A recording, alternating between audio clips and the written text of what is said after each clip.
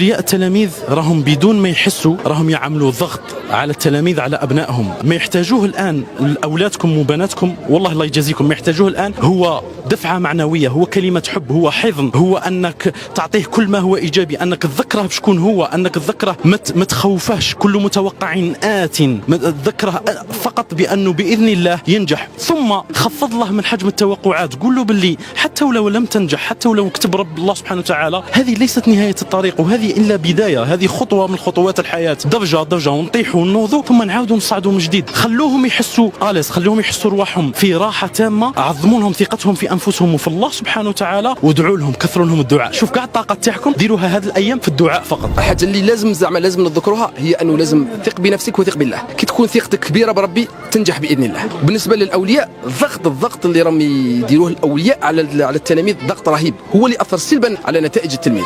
الضغط عمره ما كان حل، عمره ما كان حافز، عمره تحفيز وحده والضغط وحده. انا نظن باللي رانا في وقت اللي لازم نكونوا سوتيان ليهم، ما نكونوش ضغط عليهم. النصيحه باختصار هي انه يركزوا على المراجعه السريعه للملخصات، الافكار، القواعد باختصار، يتجنبوا السهر، يتجنبوا التعب، والاستعانه بالله قبل كل شيء، والدعاء. التوتر والقلق اللي هو شيء طبيعي، يعني اي انسان مر بهذه المرحله وتجربه البكالوريا من الطبيعي انه يشعر بهذاك الخوف والتوتر، لكن كل واحد وكيفاش. كاين انسان اللي يطيق يسيطر على هذاك التوتر ما يخليش يتغلب عليه، وكاين اللي يخلي الفشل هو يسيطر عليه. انا من هذا المنبر نقول لكامل طلاب البكالوريا انكم مهما كانت المرحله اللي راكم فيها، مهما كان المستوى اللي وصلتوا له تاع المراجعه، كاين ممكن اللي بداو بكري يقول لك مازال ما لحقناش، كاين اللي بداو لافان يقول لك دوك ما نلحقوش.